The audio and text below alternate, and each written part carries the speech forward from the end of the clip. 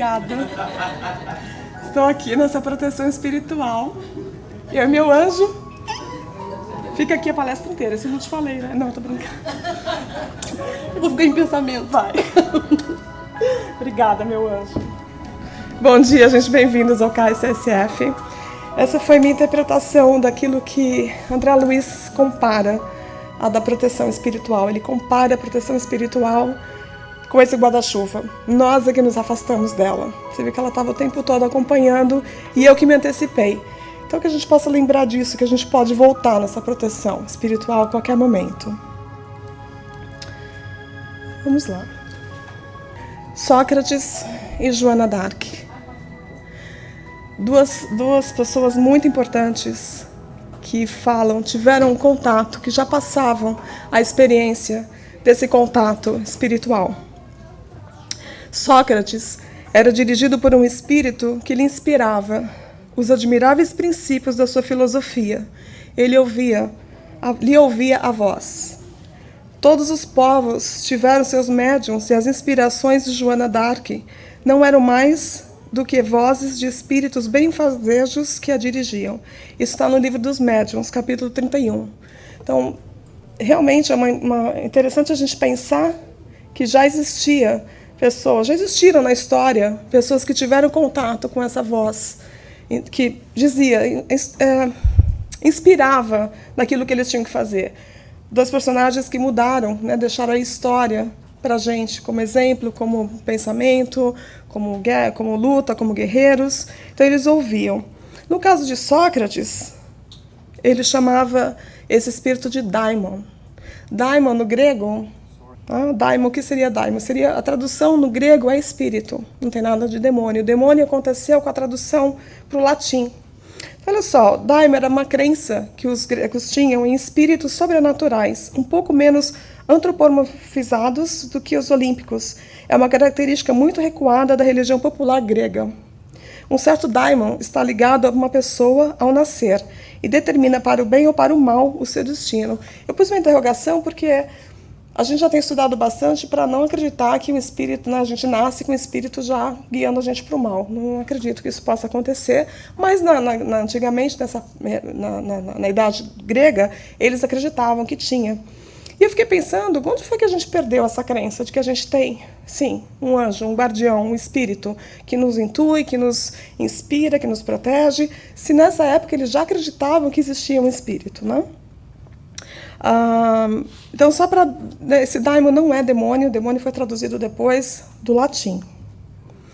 Joana d'Arc, a gente sabe, ela ouvia vozes. Só voltando um pouquinho em Sócrates, ele dizia que essa voz instruía ele em todas as coisas que ele não deveria fazer, não naquilo que ele deveria fazer. Então ele entendia que quando a voz estava calada, era porque ele estava fazendo certo. E quando ele estava então já para morrer, diz que ele não ouviu a voz, essa voz se calou. E com esse calar, ele entendeu que ele estava fazendo a coisa certa, ficando até o fim com as convicções dele. No caso da Joana d'Arc, ela deixou para a gente uma mensagem psicografada, que também está no livro dos médiuns, onde ela fala: nunca me cansarei de recomendar-vos que vos confieis ao vosso anjo guardião, para que vos ajude a estar sempre em guarda contra o vosso mais cruel inimigo, que é o orgulho. Espero que esta comunicação produza frutos e desejo que ela possa ajudar os médiuns a se terem em guarda contra o escolho que os faria naufragar. Esse escolho, eu já o disse, é orgulho. E escolho é uma terminologia da navegação. Escolho é o Recife, aquela formação rochosa no mar. Então, se a gente é uma embarcação, se a gente é uma nau, essa parte rochosa, que seria o nosso orgulho, o que vai fazer quando o navio se choca com esse rochedo? Vai naufragar. Então ela compara isso e deixa para a gente essa certeza de que a gente tem essa... Ela já tinha essa comunicação. Onde foi que a gente parou de acreditar? Quando foi que a gente parou de acreditar que a gente era instruído? Os romanos acreditavam que todos tinham um gênio inspirador. As obras eram feitas pela inspiração de um gênio. Hoje em dia a gente acha que o gênio é a pessoa, né? Dificilmente a gente fala assim, foi um gênio que me inspirou. Não, eu sou. Aquela pessoa é um gênio. Ela pode ser um gênio inspirada, mas muito dificilmente a gente, publicamente, diz que aquela pessoa está sendo inspirada. A menos que a gente tenha uma convicção, uma crença um pouco mais religiosa, Normalmente é a pessoa que está fazendo e nada mais está interferindo. Kardec já nos disse que muitas vezes são os próprios espíritos que nos comandam. Então daí onde eu fiquei pensando, onde que a gente perdeu essa conexão? A gente está tentando achar ela aqui, nessas aulas que a gente tem. E qual que é a imagem desse anjo da guarda? Acho que cada um tem uma imagem de anjo da guarda, né? Tem gente que tem assim umas asas enormes, né? Gente que anda com o guarda-chuva, gente que imagina aquele anjinho, né? Loirinho, um cabelinho encaracolado.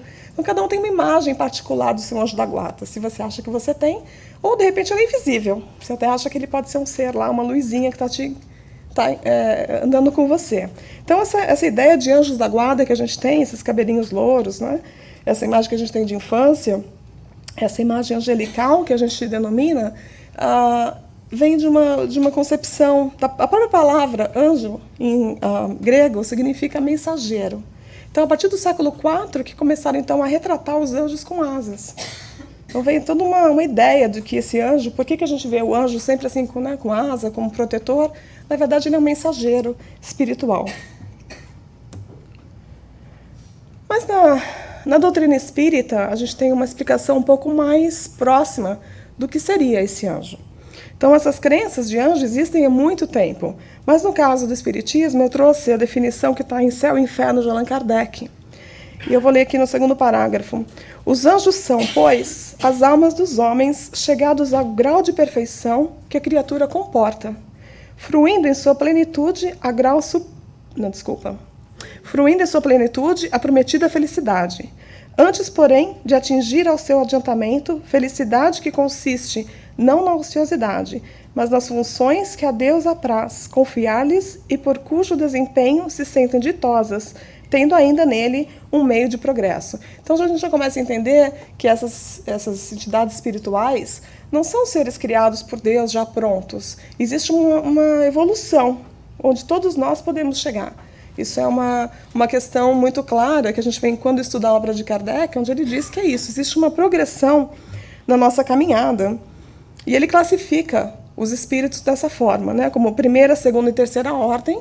Em cada ordem tem as classes de espíritos. Então, por exemplo, né, da pirâmide de baixo para cima, essa terceira ordem, essa base da pirâmide, ele diz que estão os espíritos impuros, levianos, pseudo-sábios, neutros, batedores e perturbadores. Ele explica, espíritos imperfeitos nessa fase, caracterizam pela predominância da matéria sobre o espírito e pela inclinação ao mal. O orgulho, o egoísmo e todas as más paixões que lhes são consequência. Tem intuição de Deus, mas não o compreende. O seu caráter revela a sua linguagem e tem mau pensamento.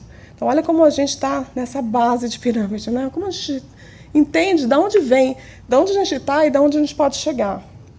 A segunda ordem, ele classifica os espíritos benevolentes, sábios, de sabedoria e superiores. E quais são essas características? Bons espíritos, predominância do espírito sobre a matéria e pelo desejo do bem. E lá em cima, os espíritos puros, aqueles que alcançaram o grau supremo da perfeição. Então, esses anjos já estão em graus, né, diferentes dos nossos, e não necessariamente que a gente vai ter lá, né, o top do anjo protetor.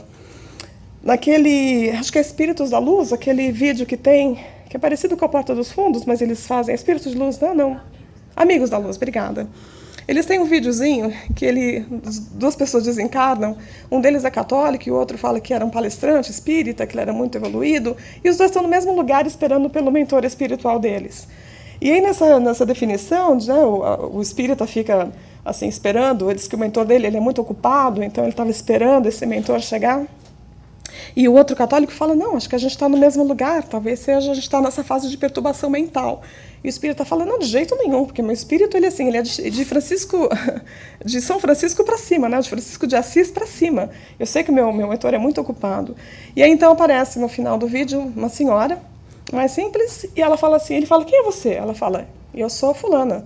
Mas você é o quê? Você é quem eu sou? Ela falou, sou seu protetor espiritual, seu mentor espiritual. Ele fala, mas você foi quem na Terra, né? Você foi assim, um espírito, você era um escritor, você psicografava, quem era você? Ela falou, eu era uma dona de casa. Aí ele falou, mas de onde você era, né? De que cidade espiritual? Ela falou, de Madureira. E ele fica assim indignado, porque ele fala, não, aí no finalzinho passa aqueles, né, últimos créditos, ele fala assim para ela, não, fala a verdade, você não quis falar que você era Joana de Ângeles para não, não humilhar né, a outra pessoa. E ela fica assim, ele fala, não, Bezerra de Menezes, ele vai falando nomes para ela, e no fim ele fala, Hebe Camargo. Né? E ela não aguenta, a própria atriz, ela sorri. Então, com isso eu entendi assim, talvez a gente não tenha, né, nesse grau de evolução, quem está com a gente, está todo mundo aprendendo, até que a gente consiga chegar nesse espírito mais perfeito. E quanto mais perfeito eles estão, mais eles entendem a nossa imperfeição, mais eles estão aqui para ajudar a gente. Eu não sei se a letra acho que foi um pouco pequena. Mas vamos lá. Isso aqui é uma psicografia do Divaldo Franco, da obra Momentos Enriquecedores, pelo espírito de Joana de Ângeles. Aqui ele fala bastante desse relacionamento nosso com o nosso anjo. Quando erres e experimentes a solidão, refaze o passo e busca-o pelo pensamento em oração, partindo de imediato para a ação edificante. Um pouco dessa conexão com ele, né? Pensamento em oração. Quando alcances as comeadas do êxito, recorda-o feliz com o teu sucesso, no entanto, preservando-te do orgulho, dos perigos das facilidades terrestres. Na enfermidade, procura ouvi-lo interiormente, sugerindo-te bom ânimo e equilíbrio. Na saúde, mantém o intercâmbio, canalizando tuas forças para as atividades enobrecedoras. Muitas vezes sentirás a tentação de desvairar, mudando de rumo, mantém-te atento e supera a maléfica inspiração. O teu anjo guardião não poderá impedir que os espíritos perturbadores se acerquem de ti, especialmente se atraídos pelos teus pensamentos e atos, em razão do teu passado ou invejando as tuas realizações. Todavia, te induzirão ao amor, a fim de que te eleves e os ajudes, afastando-os do mal em que se comprazem. Fica aí uma instrução interessante. Não é nenhuma sirene para evacuar o prédio, eu espero.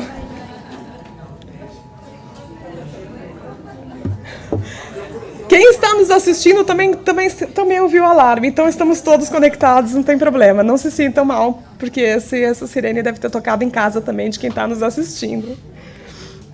Então, nessa parte onde eu coloquei em negrito aquilo que me chamou a atenção, pensamento em oração, preservando-te do orgulho, bom ânimo e equilíbrio, canalizando tuas forças para atividades enobrecedoras, mantém-te atento e supera a maléfica inspiração. E, todavia, te induzirão ao amor, a fim de que te eleves e os ajudes, afastando-os do mal em que se comprazem. A gente se conecta através desse caminho, né? Voltando lá para o guarda-chuva. Essa comunicação, ela está na Revista Espírita, em 1859. Ela foi dita por São Luís e Santo Agostinho. Também fala uma coisa bacana sobre os anjos. Aos que pensassem ser impossível a espíritos realmente elevados ater-se a uma tarefa tão laboriosa e de todos os instantes, diremos que influenciamos vossas almas mesmo estando a milhões de léguas de vós. Para nós, nada é o espaço, e mesmo vivendo num outro mundo, nossos espíritos conservam suas ligações com o vosso. Desfrutamos de qualidades que não podeis compreender, mas ficais certos de que Deus não nos impôs uma tarefa acima de nossas forças e de que não vos abandonou na terra, sem amigos e sem apoio. Cada anjo da guarda tem o seu protegido, sobre o qual vela como um pai sobre o filho. É feliz quando vê seguir o bom caminho e sofre quando seus conselhos são desprezados. A cada um de nós é dado esse anjo guardião, quando a gente nasce, já nos acompanha do berço. Ele não nos abandona nunca. Não quer dizer que ele está assim, grudado, né, na gente o tempo todo, como um capataz, mas o nosso pensamento os traz de imediato, porque eles se utilizam desse fluido universal, onde o pensamento faz essa conexão de uma forma tão rápida que você pensou, você conectou. Então, eles explicam um pouco desse outro lado deles, né, dizendo para a gente, não, é só vocês quererem estar com a gente está aqui, todos vocês têm essa proteção. E tem essa proteção divina, né, eles estão sob o comando de Deus. Kardec fala em A Gênesis sobre essa providência divina. A providência divina é a solicitude de Deus para com as suas criaturas, a ação do Criador na criação. A ação do Criador na criação. Ele está em toda parte, tudo vê, a tudo preside, mesmo as menores coisas. Como pode Deus tão grande, tão poderoso, tão superior a tudo, imiscuir-se em pormenores ínfimos, né? Não se envolver nisso? Preocupar-se com os menores atos e os menores pensamentos de cada indivíduo. Será que Deus consegue, né? Então, ser tão pessoal. Ele fala para a gente assim, olha, esta a interrogação que a si mesmo dirige o incrédulo, concluindo por dizer que admitida a existência de Deus, só se pode admitir quanto à sua ação, que ela se exerça sobre as leis gerais do universo, que o universo funcione de toda a eternidade em virtude dessas leis, às quais toda criatura se acha submetida na esfera de suas atividades, sem que haja mister a intervenção incessante da providência. Não tem como. Estamos todos sujeitos a essa ordem universal. Existe uma ordem universal para todos nós. E será que Deus protege mesmo? Será que Ele está tão envolvido em cada momento que a gente vive aqui na Terra? Não sei se vocês lembram dessa história. Essa história de um bebê que caiu do 3º andar, em 2008. Ele caiu do prédio e essa é a trajetória que ele fez. Ele caiu daquela janela sem proteção, caiu em cima de um guarda-chuva, caiu em cima da grade e a lança da grade segurou ele pela fralda descartável. E ele não morreu. Então a gente fica imaginando isso, né?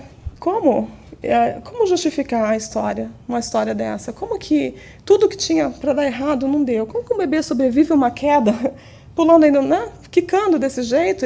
Eu não trouxe a foto, mas tem a foto da fralda, onde ele ficou segurado na lança. É impressionante. Ou quem não lembra da história do avião que aterrissou no Rio Hudson, sem ter um ferido, onde o piloto era somente especialista em avião planador sem motor. Como que um piloto ia estar escalado naquele dia para aquele voo? E para quem assistiu o filme, para minha surpresa, não sabia que o Célio, o piloto, ele sofreu, na audiência dele, ele teve que se defender de uma decisão que ele tomou contra a torre, porque a torre mandava ele voltar e ele insistiu e pousou aquele avião no Rio Hudson. E ninguém morreu. Então a gente começa a imaginar que ele se envolve, sim, na vida de cada um, né, com detalhes imprescindíveis. Só para falar mais uma coisa aqui nesse sentido de Deus. Kardec também explica que não é que se você estiver passando, se alguma coisa acontece, você está passando na rua e cai um vaso na sua cabeça, não foi um espírito que jogou um vaso, né? Você está acontecendo aquele processo, alguém vai pegar uma arma e dar um tiro. Os espíritos não têm como desviar aquela bala ou aquele vaso, mas eles agem na gente. Eles conseguem dar inspirações para a gente pegar outro caminho, mudar a rota. Se for uma bala, ele pode agir no atirador, se envolver no sistema nervoso do atirador e o atirador perder a pontaria. Então tem todo esse processo que eles trabalham. Mas como fazem isso, esses espíritos? Como que eles conseguem estar assim tão presentes? E imaginando também que eles fazem isso dentro de uma lei de causa e efeito, né? Uma lei de mérito. Naquele caso do bebê, cada caso é um caso, mas será que aquela reencarnação não tinha um propósito? Tem ainda, o bebê está vivo? Qual o propósito onde pôde ter essa proteção espiritual para que ele conseguisse sobreviver? Então a gente tem que voltar, ir lá para o Livro dos Espíritos e ver o que eles falam para a gente sobre como funciona isso. Que motivo de espanto haverá, então, que os espíritos possam, de um outro mundo, guiar os que, habitantes da Terra, eles tomarão sob sua proteção, uma vez que, para eles, a distância que vai de um mundo a outro é menor do que a que neste planeta separa os continentes.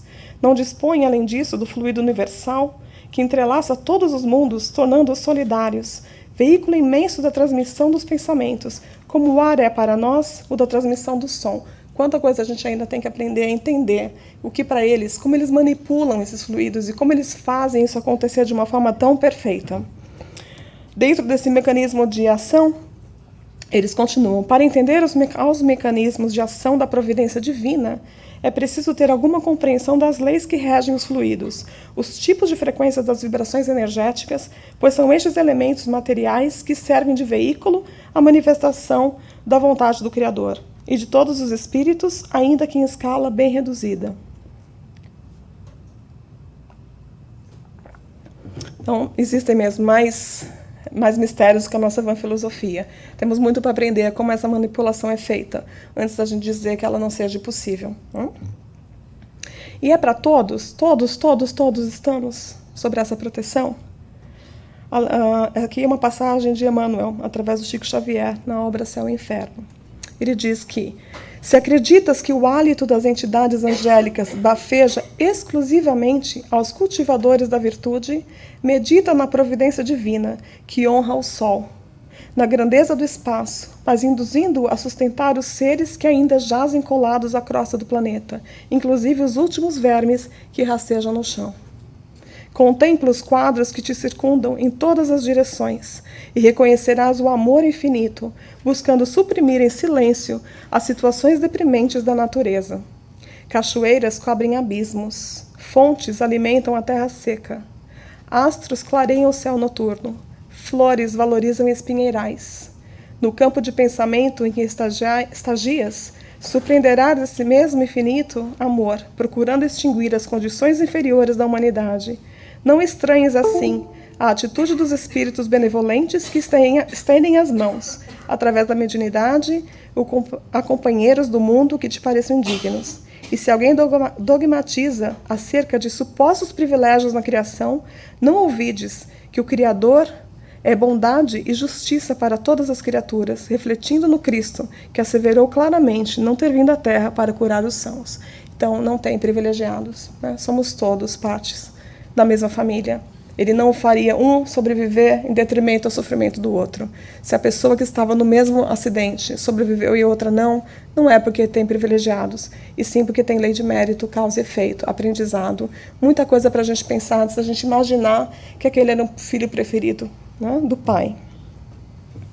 E será que tudo é tão bom assim? Será que a gente está sempre caminhando, tudo é bom, gostoso?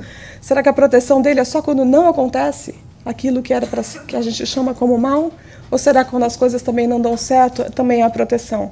Deus também guia a gente por portas fechadas? É o que diz Emmanuel no Rumo Certo. Claramente, clamamos pela proteção de Deus, mas não raro admitimos que semelhante cobertura unicamente aparece nos dias de caminho claro e céu azul. O amparo divino, porém, nos envolve e rodeia em todos os climas da existência.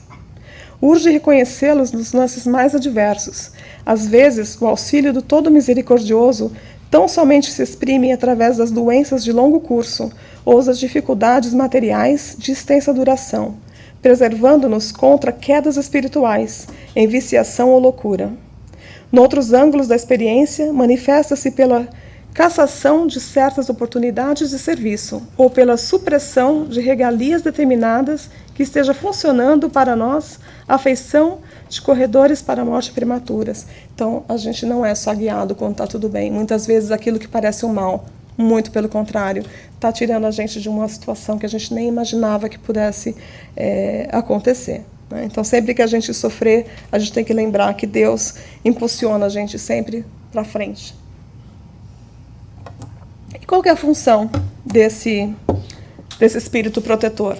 A função dele é como de um pai para com os filhos, diz no Livro dos Espíritos, Kardec, a de guiar o seu protegido pela senda do bem, auxiliá-lo com seus conselhos, consolá-lo nas suas aflições, levantar-lhe o ânimo nas provas da vida.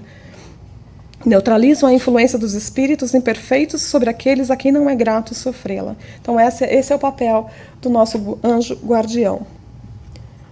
Lembrando dessa nossa conexão com ele, Emmanuel nos diz que, seja onde for, recorda que Deus está sempre em nós e agindo por nós. Para assegurar-nos quanto a isso, basta-nos a prática da oração, mesmo ligeira ou inarticulada, que desenvolverá em nós outros a convicção da presença divina em todas as faixas da existência. Minha mãe sempre fala que às vezes até um gemido Deus escuta. Né? A gente não tem que ficar em oração assim, desfilar um monte de coisa, mas aquele suspiro mais profundo também é ouvido.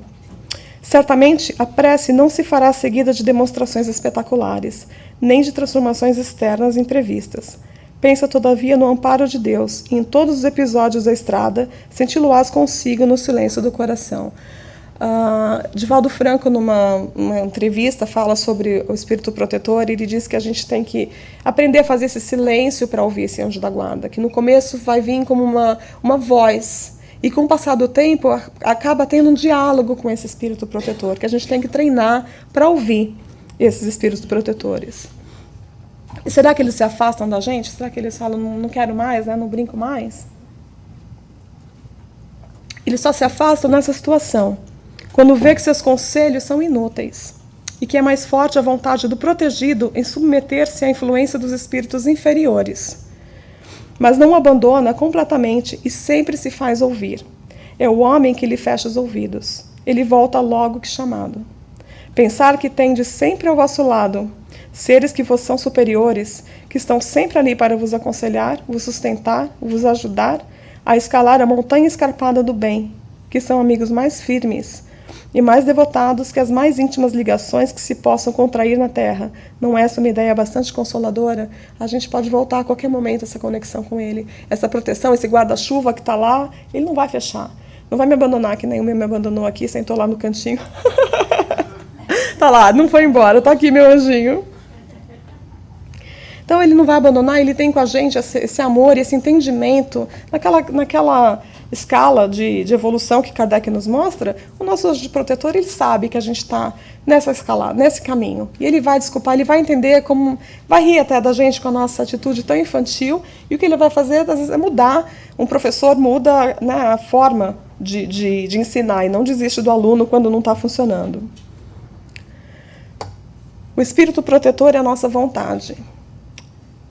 Seu protegido sai das provas mais perfeito e instruído, e ele o assiste com seus conselhos, pelos bons pensamentos que lhe sugere, mas que infelizmente nem sempre são ouvidos. Não é senão a fraqueza, o desleixo ou o orgulho do homem que dão força aos maus espíritos.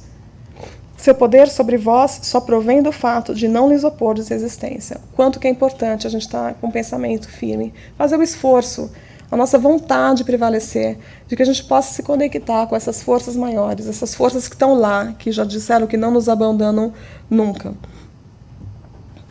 Então, voltando nesse tema realmente de ajuda-te a ti mesmo, cabe a nós dar esse primeiro passo, voltar para essa conexão. É necessário que exercite as suas forças sem que seria como uma criança a quem não deixa andar sozinha. Eles não deixam a gente fazer sozinho, quer dizer, eles não mostram tanto essa ação deles com a gente, porque se eles mostrassem isso, eles fazem, a gente que não vê. Mas se eles não fizessem, se fosse muito clara essa ajuda deles, a gente não desenvolveria a nossa própria caminhada, não é? A ação dos espíritos que vos querem bem é sempre de maneira a vos deixar o livre-arbítrio, porque se não tivesseis responsabilidade, não vos adiantareis na senda que vos deve conduzir a Deus. Não vendo quem o ampara, o homem se entrega às suas próprias forças. Não obstante, o seu guia vela por ele e de quando em quando adverte do perigo. Voltando à nossa parte. E a gente passa a ter medo, às vezes, dessas perseguições, né? Mal-olhado, macumba... Estou tentando lembrar uma história aqui.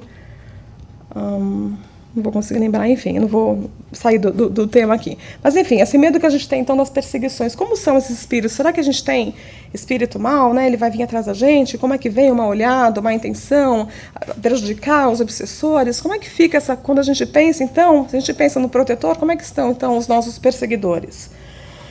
Emmanuel nos fala em Consolador, eu acho que... Esse tema, essa parte está dentro do Consolador. Interessante Emmanuel o título ser chamado Consolador, porque Emmanuel geralmente ele puxa a orelha, né? Ele já fala que é o Consolador. Então, com relação a essas perseguições, devemos consultar o próprio coração antes de formularem as suas queixas, de modo a observar se o espírito perturbador não está neles mesmos. Será que estão nos perseguindo ou a gente com a gente mesmo faz essa perseguição? Onde está a nossa responsabilidade nessa parte? Há obsessores terríveis do homem, denominados orgulho, vaidade, preguiça, avareza, ignorância ou má vontade. E convém examinar se não é vítima dessas energias perversoras que muitas vezes habitam o coração da criatura, enseguecendo-a para a compreensão da luz de Deus. Contra esses elementos destruidores, faz-se preciso um novo gênero de preces, que se constitui de trabalho, fé, esforço e boa vontade. Então, olha aí essas palavrinhas, né? Orgulho, vaidade, preguiça, avareza, ignorância. Esses são os nossos perseguidores. Mais do que o nosso vizinho, mais do que aquela pessoa que não deu bom dia, ou o nosso chefe que está contra a gente. Olha onde está dentro da gente. E o que ele recomenda? Trabalho, fé, esforço e boa vontade. Assim a gente vai se conectando com eles novamente. Eu lembrei que nessa semana nas aulas a gente estava falando mais ou menos sobre isso e alguém falou assim para mim que se macumba desse certo, a gente teria empate dos times de futebol na Bahia. Alguma coisa assim. Todo mundo ia fazer uma macumbinha para o time ganhar, então não ia ter, né, vitorioso. Então acho que na macumba não pega assim. Se a gente então sente essas perseguições, a gente tem um anjo protetor, vamos imaginar que Paulo já dizia que a gente vive uma batalha espiritual. Existe essa batalha espiritual de várias as forças que realmente, não dentro da gente, mas essas forças que estão contra, né, não aprenderam a estar do lado do bem. Então Paulo fala para a gente sobre essa batalha espiritual. Ele fala em Efésios que a nossa luta não é contra o sangue e a carne, e sim contra os principados e potestades, contra os dominadores deste mundo tenebroso, contra as forças espirituais do mal nas regiões celestes. Será que todo mundo que cruza o nosso caminho é nosso inimigo mesmo? Ou será que tem além daquilo que a gente não está enxergando? Então, dentro dessa batalha espiritual, Paulo continua falando para a gente, ele compara. Então, estejamos todos prontos para uma guerra espiritual. E ele compara, continuando em Efésios, essa proteção espiritual a esse traje romano. Ele vai falar o seguinte: portanto, tomai toda a armadura de Deus, para que possais resistir no dia mau, e havendo feito tudo para ficar firmes. Estais, pois, firmes, tendo cingidos os vossos lombos com a verdade, e vestida a couraça da justiça, e calçados os pés na preparação do evangelho da paz, tomando sobretudo o escudo da fé, com o qual podereis apagar todos os dardos inflamados do maligno. Tomai também o capacete da salvação e a espada do Espírito, que é a palavra de Deus. Então ele compara assim, se a gente tem que estar pronto para uma batalha, ele compara esses trajes do soldado romano, onde o capacete ele protegeria dos nossos pensamentos, onde o colete protegeria os nossos sentimentos, o nosso coração. O cinturão era o cinturão da verdade, de quem ele era, porque dentro desse cinturão onde ele colocava a espada dele. Os pés de um soldado não podem escorregar. Então, esse sapato que o soldado usava, ele não pode escorregar. Ele fala o sapato da paz. Né? Ele tem que estar firme no que ele está lutando. Ele não pode escorregar. O escudo, para proteger dos dardos dos inimigos, dos raios que ele recebe, né, do ataque do inimigo. E a espada, que ele fala que no caso seria a palavra de Deus, aquilo que você propaga, aquilo que você fala de acordo com o evangelho de Deus. Então, nessa imagem, né, a gente está sempre protegendo nossos pensamentos, a nossa emoção, quem nós somos, a gente está determinado a andar na paz e não escorregar, a gente tem a nossa proteção, a nossa espada, o que a gente vai proferir com a nossa boca, aquilo que a gente acredita, isso geraria uma proteção espiritual. Então, para ir para a batalha desse jeito. E no livro de Chico Xavier, psicografado, né, Emmanuel através de Chico Xavier, ele fala sobre o capacete da esperança. E olha a definição que ele dá. O capacete é a defesa da cabeça em que a vida situa a sede de manifestação do pensamento. A importância que ele dá, ele vai falar só do capacete, a importância que ele dá do capacete com relação ao pensamento. Raios anestesiantes são desfechados sobre o ânimo dos aprendizes por todas as forças contrárias ao Evangelho Salvador. A exigência de todos e a indiferença de muitos procuram cristalizar a energia do discípulo, dispersando-lhes os impulsos nobres ou neutralizando-lhes as ideias de renovação. O quanto que o nosso pensamento é alvo. E por que ele usa o capacete? O chapéu quase sempre indica passeio, descanso, lazer, quando não defina convenção no traje exterior, de acordo com a moda estabelecida. Capacete, porém, é indumentária de luta, esforço e defensiva. E o discípulo de Jesus é um combatente efetivo contra o mal, que não dispõe de muito tempo para cogitar de si mesmo, nem pode exigir demasiado repouso, quando sabe que o próprio Mestre permanece em trabalho ativo e edificante. Resguardemos, pois, o nosso pensamento com o capacete da esperança fiel e prossigamos para a vitória suprema do bem. Para mim, essa explicação de proteção é fantástica. A gente imaginar esse capacete com essa recomendação de Emmanuel. Sempre que eu faço um estudo, eu tento achar um vídeo que resume um pouco daquilo que eu vi no estudo que eu fiz. E esse vídeo que eu trouxe, eu tinha até esquecido dele, minha filha que lembrou, falou, mãe, põe aquele vídeo que eu achei ele muito bacana. Minha filha Beatriz. E eu coloquei o vídeo e fiquei um pouco pensando, né, tentando analisar com tudo que eu tinha estudado até aqui. Ele é um vídeo que é feito por evangélicos. Então, a visão da proteção, nesse caso, é a figura própria de Jesus. Eu queria que vocês assistissem esse vídeo, não presos à figura de Jesus ou questionassem. Ah, mas é Jesus que está do meu lado? Como assim Jesus, né? Tanto trabalho que ele tem, lógico, ele é o governador do planeta, a gente imagina quantas funções que ele tem que tomar conta. Mas estamos ligados a ele, e através dele é que os nossos protetores se aproximam de nós. Então, só para representar, para vocês pensarem um pouco quanto no dia a dia da vida da gente essa proteção acontece, como que ele está do nosso lado, quem é esse anjo protetor que a gente, será que lembra de agradecer?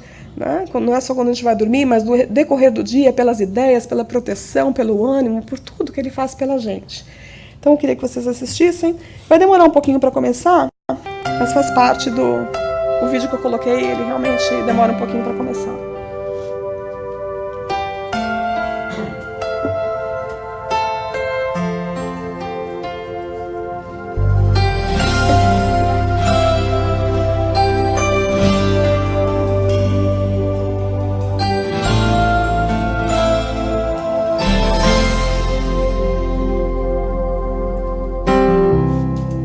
Não importa quem você é, não importa o que você fez, Jesus conhece o seu interior também.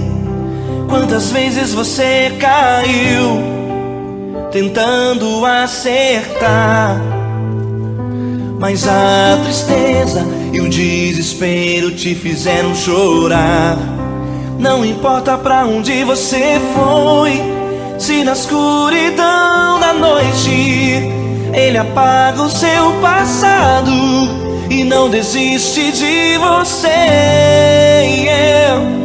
Ele não desiste de você, Ele se importa com você, Ele compreende seu caminhar. Nunca vi um amor tão grande assim. Ele não desiste de você, Ele se importa com você, Ele compreende o seu caminhar. Nunca vi um amor tão grande assim.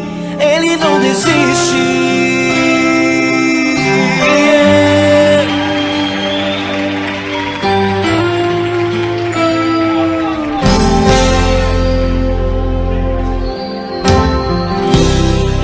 Não importa quem você é, não importa o que você fez, Jesus conhece o seu interior também. Quantas vezes você caiu tentando acertar, mas a tristeza e o desespero te fizeram chorar. Não importa pra onde você foi, se na escuridão da noite Ele apaga o seu passado e não desiste de você. Ele não desiste de você, Ele se importa com você, Ele compreende seu caminhar. Nunca vi um amor tão grande assim. Ele não desiste de você, Ele se importa com você, Ele compreende seu caminhar. Nunca vi um amor tão grande assim. Ele não desiste.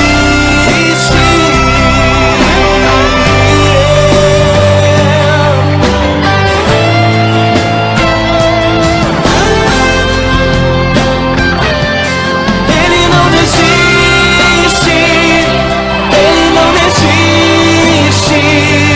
Ele não desiste.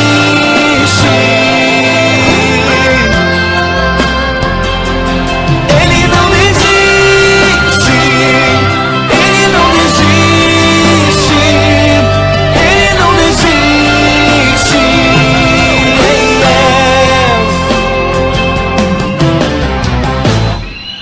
Não importa pra onde você foi, se E na escuridão da noite Ele apaga o seu passado e não desiste de você.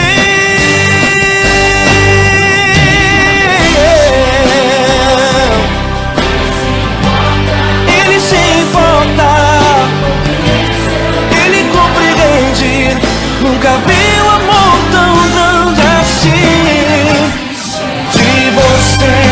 Ele se importa com você, Ele compreende seu caminhar. Nunca vi um amor tão grande assim.